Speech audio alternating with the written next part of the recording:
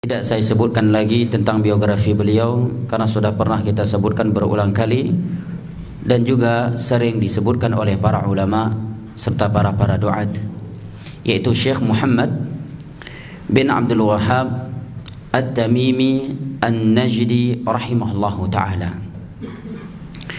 Namun terkait penulis rahimahullahu ta'ala ini, saya ingin menyebutkan beberapa poin penting untuk diperhatikan, terkhusus orang-orang yang menganggap beliau sesat dan menyesatkan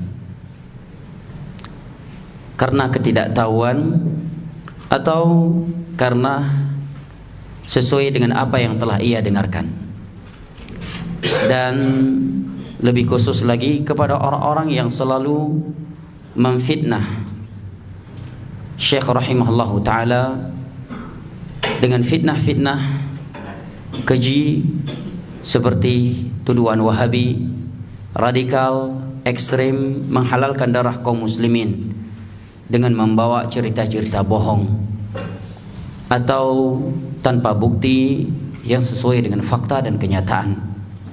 Yang pertama yang ingin saya sampaikan bahwa apabila Syekh Muhammad bin Abdul Wahhab ini adalah seorang yang sesat dan menyesatkan, maka ada beberapa pertanyaan yang mesti dijawab oleh orang-orang yang menuduh beliau sesat dan menyesatkan.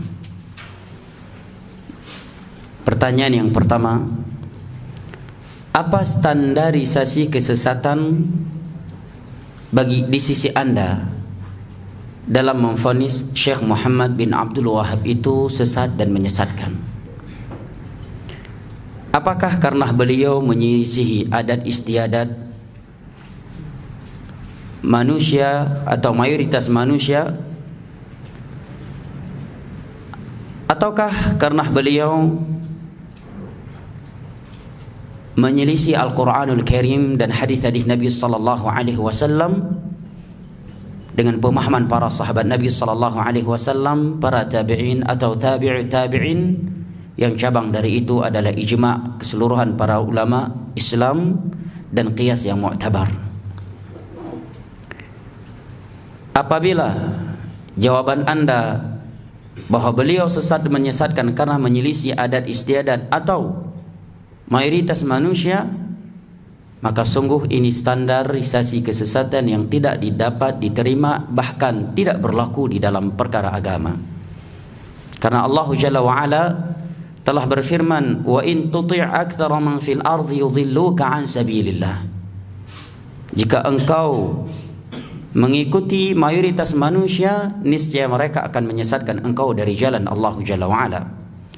Allah Jalla wa'ala juga berfirman, walakinna aktsaran nasi la ya'lamuna al-haqqa fahum mu'ridun. Mayoritas manusia itu tidak mengenal kebenaran yang sesungguhnya sehingga mereka berpaling darinya. Allah Jalla wa'ala juga berfirman, walakinna aktsarahum lil haqqi karihun. Akan tetapi kebanyakan manusia benci kepada kebenaran. Dan di dalam sebuah hadis yang mutawatir, Nabi sallallahu alaihi wasallam bersabda, lan tazala ta'ifatun min ummati zahirina 'ala al-haqqi la yadhurruhum man khalafahum wala man khadhalahum hatta ya'ti amrullah wa hum kadzalik. Akan senantiasa ada ta'ifah dari umatku. Kalimat ta'ifah ini mulai dari 3 orang atau lebih, tidak menunjukkan mereka itu mayoritas. Sekelompok kecil dari umatku yang senantiasa menampakkan kebenaran. Banyaknya orang manusia yang menyelisihi dan mencela mereka tidak membuat mereka goyang sedikit pun, sampai datang perkara Allah Jalla wa'ala kepada mereka dan mereka masih seperti itu. Dan tiada mizan, timbangan kebenaran dan kebatilan di dalam agama kita ini kecuali dengan Al-Quranul Karim dan hadis-hadis Nabi sallallahu alaihi wasallam, dengan pemahaman mereka para sahabat Nabi, para tabi'in dan tabi'ut tabi'in, 3 generasi umat Islam yang telah direkomendasikan oleh Rasulullah sallallahu alaihi wasallam di dalam hadis-hadisnya yang sahih. Cabang dari itu adalah ijma' dan qiyas yang mu'tabar. Maka apabila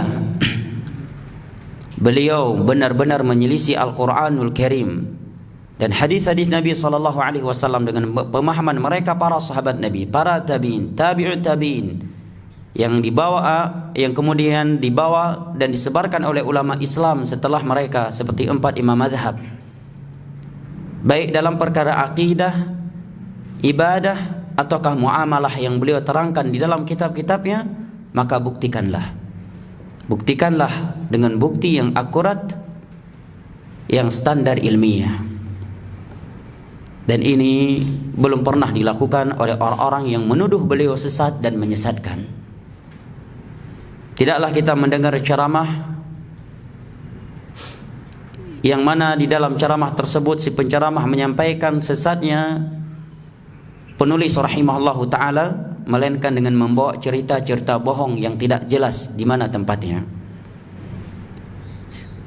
Sementara tulisan-tulisan, karya-karya ilmiah beliau telah tersebar di seluruh penjuru dunia, baik yang berbahasa Arab ataukah yang sudah diterjemahkan ke dalam berbagai bahasa di dunia ini. Kebanyakan kitab-kitab beliau, terkhusus kitab-kitab kecil beliau dalam Tauhid Al-Uluhiyah, itu telah diterjemahkan ke dalam bahasa Indonesia, telah diterjemahkan ke dalam bahasa Mandarin, telah diterjemahkan ke dalam bahasa Inggris, telah diterjemahkan ke dalam bahasa Perancis, telah diterjemahkan ke dalam bahasa Urdu, ya, dan bahasa-bahasa lainnya. Ini pertanyaan yang pertama yang hendaknya dijawab oleh orang-orang yang menuduh beliau sesat dan menyesatkan, yaitu apa standar Anda dalam standarisasi kesesatan di sisi Anda di dalam menyesatkan Syekh Muhammad bin Abdul Wahab. Yang kedua, bagaimana Anda mampu membuktikan bahwa beliau memiliki pemahaman yang sesat apabila beliau dikatakan sesat karena menyelisih Al-Quranul Karim dan hadis-hadis Nabi SAW? Oke, kita terima jika Anda menyatakan standarisasi kesesatan di sisi kita di dalam menyesatkan Muhammad bin Abdul Wahab adalah karena ia menyelisih Al-Quranul Karim dan hadis-hadis Nabi SAW, ijma' keseluruhan mujtahid umat Islam, atau qiyas yang mu'tabar. Maka ini poin yang amat penting, dan kita bersyukur jika orang menerima poin ini. Maka kita katakan, maka buktikan kepada kaum muslimin bahwa Syekh Muhammad bin Abdul Wahab telah menyelisih Al-Quranul Karim dan hadis-hadis Nabi SAW dengan pemahaman mereka para sahabat Nabi, para tabi'in, tabi'ut tabi'in, yang cabang dari itu adalah ijma' dan qiyas yang mu'tabar. Dan tentunya hal ini tidak mungkin dibuktikan kecuali dengan beberapa perkara. Yang pertama, dengan suara beliau langsung, baik dari rekaman ataukah yang lainnya. Dan ini sesuatu yang mustahil untuk dilakukan saat ini, karena beliau hidup pada abad ke-12 Hijriyah, sementara kita sekarang sudah berada pada abad ke-15 Hijriyah. Yang kedua, dengan nukilan orang yang thiqah, seorang yang terpercaya hafalan dan ketakwaannya. Dan itu pun ada kaedahnya. Apabila seorang thiqah membawa sebuah berita, pada hukum asalnya berita yang dia bawa diterima. Akan tetapi jika berita yang dibawa oleh seorang yang thiqah tersebut menyelisihi berita yang dibawa oleh orang-orang yang thiqah selainnya, yang jumlah mereka lebih banyak atau jumlahnya sama dengan jumlah yang membawa berita tadi, tetapi predikat kethiqahan mereka lebih kuat, maka berita pertama yang dibawa oleh thiqah pertama tadi tertolak karena menyelisihi berita yang dibawa oleh orang-orang yang lebih banyak daripada mereka dan mereka juga thiqah, atau jumlah yang sama tetapi mereka lebih thiqah. Ya. Maka kalau dikatakan ada di antara kerabat beliau yang mencela beliau, maka kita katakan tidak sedikit pula dari kerabat beliau yang memuji beliau. Nah, bahkan lebih banyak kerabat beliau yang memuji beliau lebih banyak daripada kerabat beliau yang mencela beliau. Andai kata benar ada di antara kerabat beliau yang mencela beliau. Kemudian celaan seorang kerabat kepada saudaranya itu bukanlah standarisasi kesesatan seseorang dalam agama kita. Ya. Karena Nabi SAW sendiri ditolak oleh pamannya sendiri, yaitu Abu Lahab. Dan juga banyak ulama-ulama Islam yang mereka ditolak dan tidak diterima, ya, serta diselisih oleh sebagian kerabat mereka sendiri. Cara yang lainnya untuk membuktikan kesesatan beliau, dan ini adalah cara yang paling akurat yang mampu dilakukan saat ini, tetapi belum ada yang melakukannya dari orang-orang yang menuduh beliau sesat dan menyesatkannya, yaitu membuktikan kesesatan beliau dari karya-karya ilmiah beliau yang tersebar di seluruh penjuruan dunia saat ini. Beliau memiliki kitab Al-Usul Ats-Tsalatsah. Di dalam kitab beliau tersebut beliau menerangkan 3 landasan utama dalam Islam yang mana setiap hamba akan ditanyakan tentangnya, yaitu tentang man rabbuk wa madinuk wa man nabiyuk. Beliau juga memiliki kitab yang telah tersebar di berbagai negara. Kitab Al-Qawaidul Arba'. 4 kaidah penting dalam memahami tentang tauhid dan syirik. Beliau juga memiliki kitab tauhid. Di dalamnya beliau menerangkan, ya, perkara tauhid dan syirik berdasarkan Al-Qur'anul Karim dan hadis-hadis Nabi SAW serta ucapan ulama Islam. Dan kitab tersebut juga telah diterjemahkan ke dalam bahasa Indonesia, Mandarin, Inggris, Perancis, Urdu, ya, atau bahasa lainnya. Beliau juga memiliki kitab yang berjudul Kasyfus Syubhat, menyingkap syubhat para pelaku syirik. Beliau juga memiliki kitab Al-Usulus Sittah, 3 landasan utama dalam perkara Islam. Beliau juga memiliki kitab Syurutus Salah, ya, syarat-syarat salat, syarat-syarat wudu, dan kitab-kitab lainnya. Maka jika para penceramah, para dai yang mencela dan menuduh beliau sesat dan menyesatkan, apalagi dia bertitle dengan title yang dianggap itu adalah title ilmiahnya seseorang, apakah yang disebut dengan LC, MA, doktor, profesor sekalipun, ya, mestinya dia menempuh jalur ini di dalam membuktikan kesesatan Syekh Muhammad bin Abdul Wahab. Kupas kitab-kitab beliau. Nah, dan demi Allah tidaklah seorang membaca dan mengupas kitab beliau, melainkan dia akan mendapatkan kitab beliau dalam perkara-perkara akidah secara khusus, melainkan berdasarkan Al-Qur'anul Karim dan hadis-hadis Nabi SAW serta ucapan ulama Islam. Tapi sayangnya para penceramah zaman sekarang yang menuduh Syekh Muhammad bin Abdul Wahab sesat dan menyesatkan, mereka hanya bisa menfitnah tanpa bukti. Mereka hanya bisa membawa cerita-cerita bohong. Saya pernah mendengar sebuah ceramah, ini dikirimkan ke saya, bos. Di dalam video tersebut seorang penceramah menyebutkan bahwa di zaman Muhammad bin Abdul Wahab ada seorang muadzin. Setelah azan dia bersolawat kepada Nabi SAW. Datang Muhammad bin Abdul Wahab langsung memenggal lehernya, tidak senang melihat dia bersolawat kepada Nabi SAW. Kalau seperti ini cerita yang dibawakan kepada kaum muslimin, dan mereka percaya kepada orang yang membawanya, bagaimana mereka tidak membenci Syekh Muhammad bin Abdul Wahab?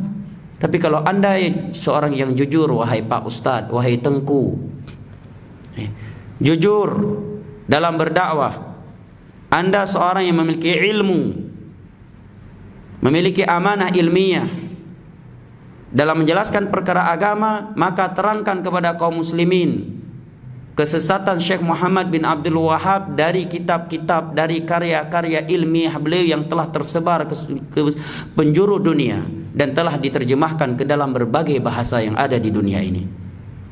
Jangan dengan cerita-cerita bohong, ya, atau dengan fitnah belaka. Ini hal yang amat penting untuk diperhatikan oleh orang-orang yang membenci dan menuduh Syekh Muhammad bin Abdul Wahhab dengan tuduhan-tuduhan yang keji. Baik, berikut ini sebelum kita masuk kepada matan kitab, ada beberapa poin penting untuk kita ketahui bersama sebelum masuk pada pembahasan atau matan kitab. Yang pertama, bahwa di dalam matan kitab ini Syekh menyebutkan kurang lebih ada 128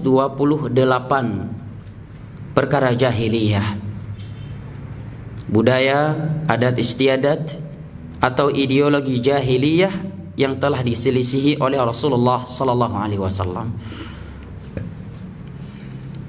Poin yang kedua, perkara-perkara jahiliyah yang beliau bahas di dalam matan kitab ini akan kita dapatkan nanti itu semuanya berdasarkan Al-Qur'anul Karim dan hadis-hadis Nabi sallallahu alaihi wasallam serta ucapan ulama Islam.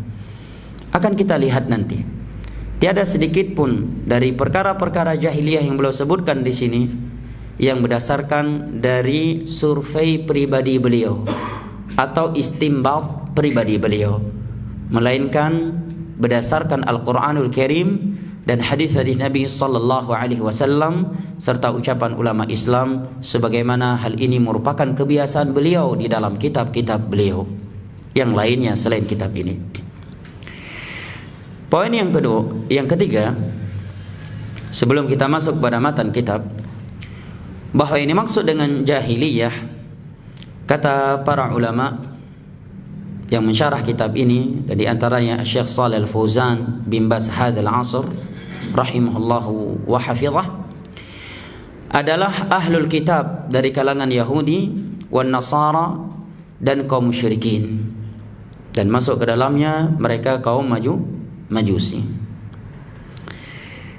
Ahlul Yahudi dan Nasara disebut sebagai ahlul kitab karena Allah Jalla wa Ala telah menurunkan kepada mereka kitabnya yang mulia. Yahudi diturunkan kepada mereka kitab Taurat di Musa alaihi salam. Sementara Nasara diturunkan untuk mereka kepada Nabi mereka Isa alaihi salam kitab Injil. Dua kitab ini adalah kitab samawi yang di dalamnya adalah firman Allah Jalla wa Ala, ghairu makhluk. Hanya saja mereka mengubah-ubahnya setelah wafat Nabi mereka. Bukan sekedar setelah Nabi kita dibangkitkan, mereka telah mengubah-ubah isi Taurat dan Injil setelah Nabi mereka meninggal. Dan itu Allah beritakan di dalam banyak ayat Al-Qur'anul Karim, di antaranya dalam surat Al-Baqarah dan Ali Imran. Kalau kita membaca surat Al-Baqarah dan Ali Imran, akan kita dapatkan di sana penjelasan Allah Jalla wa Ala bahwa mereka Yahudi dan Nasara yuharifuna al-kalima an mawadhi'ihi min ba'di ma aqaluhu wa hum ya'lamun. Mereka telah mengubah-ubah isi Taurat dan Injil sementara mereka mengetahui sesuatu yang mengetahui yang sesungguhnya dari kitab Taurat dan Injil. Nah,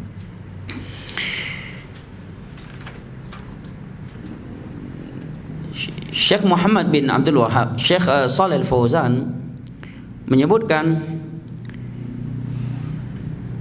bahwa awal kerusakan agama Nasara setelah rusaknya agama kaum Yahud yang mengubah-ubah isi Taurat adalah masuknya seorang Yahudi ke agama Nasrani dengan tujuan merusakkan agama yang dibawa oleh Nabi Isa alaihissalam, yaitu seorang yang disebut dengan Bulus atau Syawul. Yang disebut dengan Bulus atau Syawul. Kata Syekh, kana Yahudiyan haqidan ala Rasulillah sallallahu alaihi wasallam alaihi salam. Dia adalah seorang yang beragama Yahudi dan sangat benci, iri kepada utusan Allah Jalla wa Ala Isa alaihi salam. Fahadha ar-rajul laja ila al-makri wal khadi'ah fi ifsadi dinil Masih alaihi salam. Dia mulai buat makar dan tipu daya untuk merusakkan agama yang dibawa oleh Isa alaihi salam setelah beliau wafat. Haitsu azhara al-iman bil Masih. Dia menampakkan keimanannya kepada Isa alaihi salam. Wa annahu nadima ala ma kana min qabl min adawati al-Masih. Bahwa dia telah menyesal, telah memusuhi Nabi Isa alaihissalam sebelumnya, karena orang Nasara mengetahui dia sebelumnya adalah orang Yahudi dan memusuhi Nabi Isa alaihissalam. Setelah itu dia pura-pura beriman kepada Nabi Isa dan pura-pura menyesal bahwa dia telah memusuhi Nabi Isa sebelumnya. Wa annahu ra'a ru'yan bi za'mihi fa amana bil Masih. Kemudian dia menyebutkan kepada orang-orang Nasara bahwa dirinya itu pernah mimpi. Dalam mimpi tersebut dia melihat dirinya beriman kepada Masih. Maka dia pun beriman kepadanya setelah itu. Sayangnya wasaddaqahu an-nasara fima qal. Orang-orang Nasara percaya kepada ucapan dia ini. Tsumma innahu tanawala al-injil alladhi anzalahu Allah ala Isa. Kemudian dia mengambil kitab Injil yang telah Allah turunkan kepada Nabi Isa alaihi salam. Fa adkhala fihi wathaniyat wasyirkiyat wal kufriyat. Lantas ia memasukkan ke dalamnya kesyirikan-kesyirikan, kekufuran-kekufuran, dan seruan untuk menyembah berhala. Haitsu adkhala fi aqidat at-tatslits. Dialah yang memasukkan akidah trinitas ke dalam agama Nasara. Siapa namanya?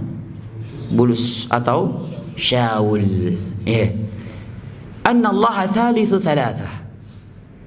Masukkan akidah trinitas bahwa Allah itu ada tiga.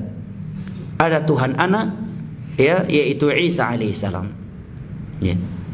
dan bahwa Isa adalah Allah, Tuhan anak. Wa adkhala fihi al-amra bi'ibadati as-salib. Dan dia pula yang mencetuskan pemahaman menyembah salib. Bulus atau disebut dengan Shaul. Wasaddaquhu fi dzalik ala annahu alim. Sayangnya orang-orang Nasara saat itu percaya kepadanya karena menganggap dia seorang yang alim.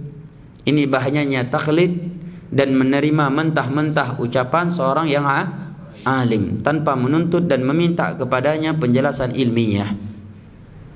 Wa ala anhu mu'min. Dan karena mereka menganggap dia ini telah beriman kepada Nabi Isa alaihi salam, sampai-sampai mereka memberi lakop gelar kepada Shaul atau Bulus ini dengan lakop Ar-Rasul Bulus. Rasul Bulus ay Rasulul Masih, penerus Masih alaihi salam. Nah, maka terjadilah apa yang terjadi dari kerusakan akidah yang dia inginkan terhadap agama Nasrani.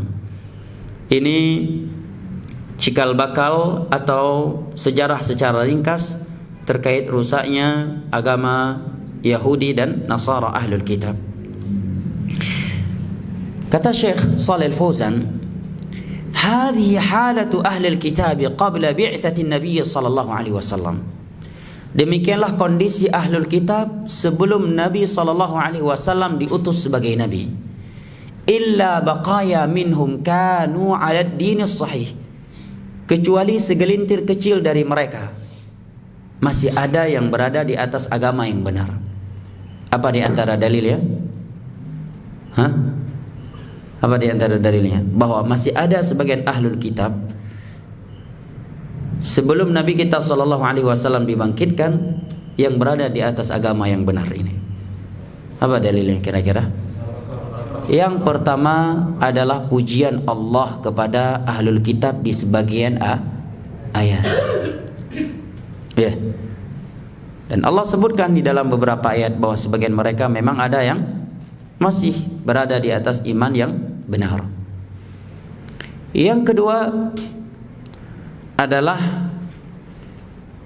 hadis Salman Al-Farisi yang menceritakan perjalanan panjang beliau dalam mencari hidayah, di mana beliau bertemu kurang lebih dengan beberapa pendeta, 4 pendeta kurang lebih. Kemudian pendeta terakhir yang beliau belajar kepadanya mengingatkan kepada beliau bahwa sudah datang masa kenabian atau nabi akhir zaman. Dan ketiga, pendeta tersebut sebelumnya berkata kepada Salman, aku tidak mengetahui di muka bumi ini ada seorang pendeta yang masih berada di atas agama Nabi Isa alaihissalam dengan benar kecuali seseorang yang berada di suatu tempat. Pergilah engkau ke sana. Maka Salman Al-Farisi pun pergi ke tempat tersebut sampai beliau mendatangi 3 pendeta yang masih berada di atas agama yang benar dari agama Nabi Isa alaihissalam setelah sebelumnya beliau telah belajar kepada seorang pendeta yang jahat. Nah, di awalnya. Kemudian kata Syekh, wa ammal Arab fakanu ala qismain. Adapun orang Arab, kondisi mereka sebelum Nabi kita sallallahu alaihi wasallam dibangkitkan, diutus oleh Allah Jalla wa ala, terbagi menjadi 2. Mereka ada 2 macam. Yang pertama, qismun ittaba'a diyanat as-sabiqah. Sebagian orang Arab di masa itu mengikuti agama-agama terdahulu, seperti agama Yahudi, Nasrani, dan agama Majusi. Sementara sebagian orang Arab yang lainnya kanu alal hanifiyah, masih berada di atas agama Nabi Ibrahim yang lurus. Kapan ini? Sebelum Nabi kita sallallahu alaihi wasallam diutus oleh Allah. La siyama fil Hijaz, fi ardi Makkahil Mukarramah. Terkhusus orang Arab yang ada di Hijaz, di tanah Makkah Al-Mukarramah. Kalau disebut Hijaz maka yang dimaksud adalah Makkah. Ini kondisi orang Arab jauh hari sebelum Nabi kita sallallahu alaihi wasallam diutus. Semenjak Nabi Ibrahim meninggal dunia, kondisi orang Arab dengan 2 kondisi ini. Ila an dhahara fihim rajul, sampai datang suatu masa muncullah seorang laki-laki yang bernama Amr bin Luhai Al-Khuzai. Amr bin Luhai Al-Khuzai kana malikan alal Hijaz. Di saat itu dia raja di Mekah, di Hijaz. Wa kana yudhiru tanassuk wal ibadah was salah. Dia seorang yang terlihat saleh, ahli ibadah dan sangat sosial kepada manusia. Wa dhahaba ila Syam lil ilaj. Suatu ketika dia pergi ke Syam. Syam mana? Suriah, Palestina dan sekitarnya. Ini namanya Syam. Nah, untuk berobat. Fawajada ahla Syam ya'budun al-asnam. Di sana dia melihat penduduk Syam menyembah berhala. Fastahsana dzalik. Maka dia pun terkena syubhat, menganggap itu sesuatu yang bagus. Ada pembaruan, ingin mengupdate agama orang Arab. Waja'a minasyam bi asnamin ma'ah. Begitu dia pulang dari Syam, dia pun membawa beberapa patung dari Syam. Wa naqaba 'anil asnam allati kanat madfunah tahta al-ard ba'da qaumi Nuh. Dan dia menggali patung-patung yang telah tertanam di bawah tanah setelah kaum Nabi Nuh, yaitu patung Wat, Suwa', Yaghuth, Ya'uq wa Nasr dan selainnya. Kana tufan qad tamasaha wa dafanaha, yang telah dibenam dan dibawa hanyut sehingga terbenam ke dalam tanah oleh air bah di saat itu. Kenapa dia bisa menggalinya? Ja'a syaitan fa arsyadahu ila amkinatiha. Ada bisikan dari syaitan kepadanya. Dalam bisikan tersebut syaitan mengarahkan ia untuk menggali suatu tempat bahwa di bawahnya ada patung-patung dari zaman Nabi Nuh alaihi salam. Fanashabaha wa akhrajaha. Dia pun menggali dan mengeluarkan patung-patung tersebut dari tanah itu. Wa wazza'aha ala qabailil Arab wa amara bi'ibadatiha. Kemudian dia menyebarkannya, membagi-bagikan patung tersebut kepada kabilah-kabilah Arab yang ada di saat itu.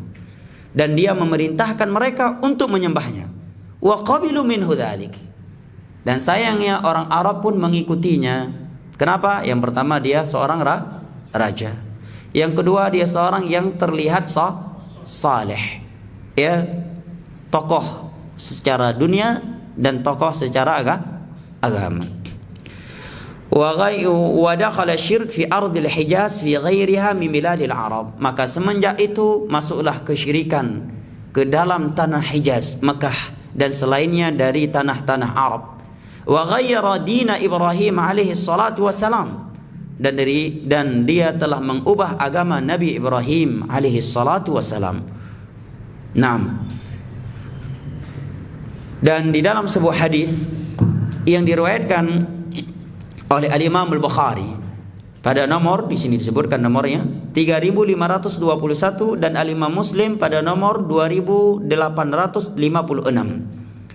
Nabi SAW bersabda, Ra'aitu Amr bin Amir ibnu Luhi al-Khuza'i yajurru qusbahu fin nar, wa kana awwala man sayyaba as-sawaib.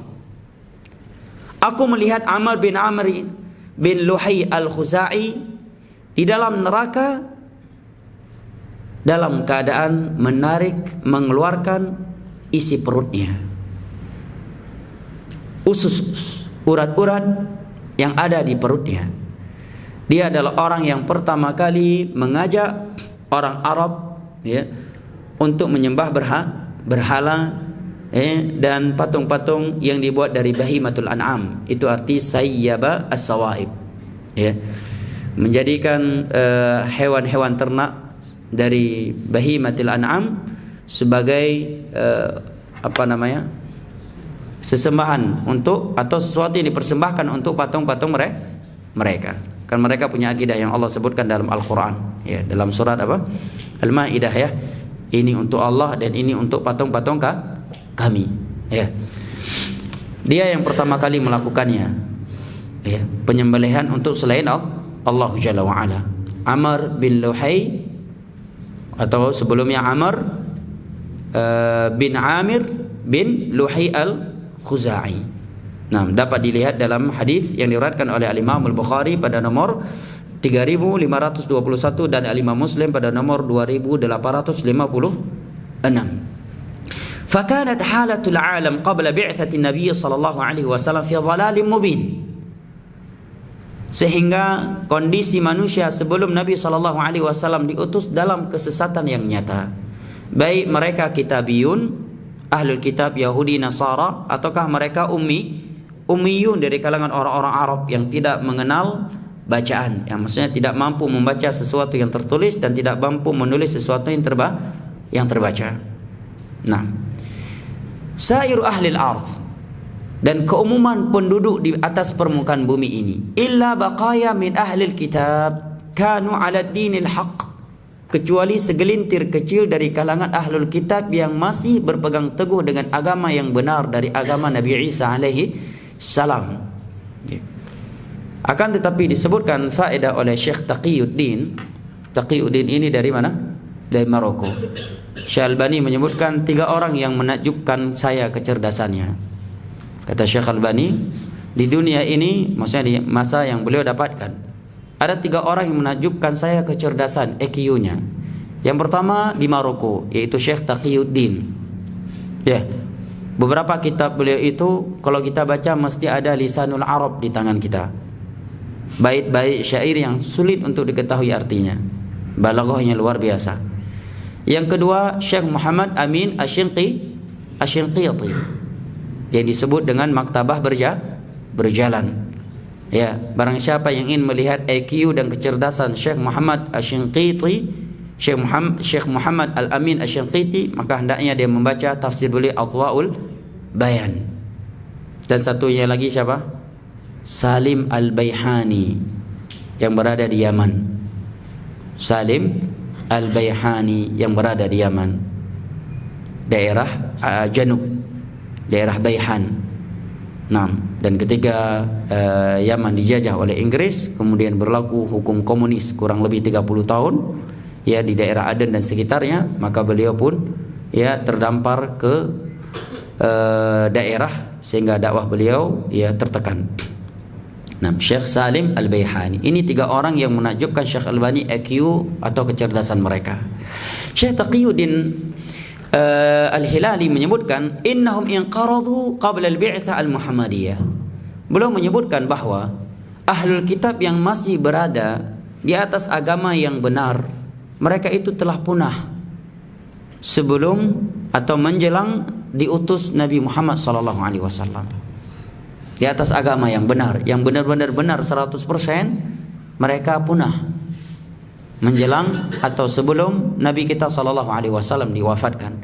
Sekalipun masih ada di antara mereka yang menyatakan Muhammad adalah nabi yang benar, tetapi apa yang dia anut selama ini sebagiannya masih murni benar dan sebagiannya adalah sesuatu yang telah diubah oleh ahlul kitab. Nah, kemudian faedah atau poin berikutnya, poin yang keberapa? Yang keempat, sebelum kita masuk matan kitab, bahwa penisbatan kepada jahiliyah adalah penisbatan yang tercela. Karena jahiliyah artinya adalah kebodohan. Segala sesuatu yang dinisbatkan kepada jahiliyah adalah sesuatu yang tercela. Dan itu bisa kita lihat di dalam Al-Quranul Karim. Banyak perkara-perkara Allah cela kemudian Allah sebutkan karena itu jahiliyah. Contohnya dalam surat Al-Ahzab ayat 33, Allah berfirman, "Wala tabarrajna tabarrujal jahiliyatil ula." Janganlah kalian wahai kaum wanita berdandan seperti dandanannya jahiliyah terdahulu. Ini menerangkan kepada kita bahwa kata jahiliyah adalah kata yang negatif, kata yang tercela, kata yang buruk. Contoh lainnya dalam surat Al-Fath ayat 26, Allah berfirman, "Idz ja'alal ladzina kafaru fi qulubihimul hamiyyata hamiyatal jahiliyah." Dan ingatlah tatkala Allah Jalla wa Ala menjadikan di hati orang-orang kafir semangat fanatik atau fanatisme jahiliyah, membanggakan kesukuan nasab, ya, atau membangun al-wala wal bara di atas kesukuan atau yang lainnya. Di sini Allah katakan jahiliyah, menerangkan kepada kita bahwa segala sesuatu yang dinisbatkan kepada jahiliyah itu adalah sesuatu yang tercela. Ini beberapa contoh dari Al-Quranul Karim. Dari hadis, sudah adzan ya? Baik, karena sudah masuk waktu salat Isya, maka kita lanjutkan pada pertemuan mendatang insyaallah taala. Wallahu taala bissawab. Subhanakallahumma wa bihamdika asyhadu an la ilaha illa anta astaghfiruka wa atubu ilaik. Wa sallallahu ala nabiyyina Muhammad wa ala alihi wa sahbihi wasallam wa akhiru da'wana anil hamdulillahi rabbil alamin. Wassalamu alaikum warahmatullahi wabarakatuh.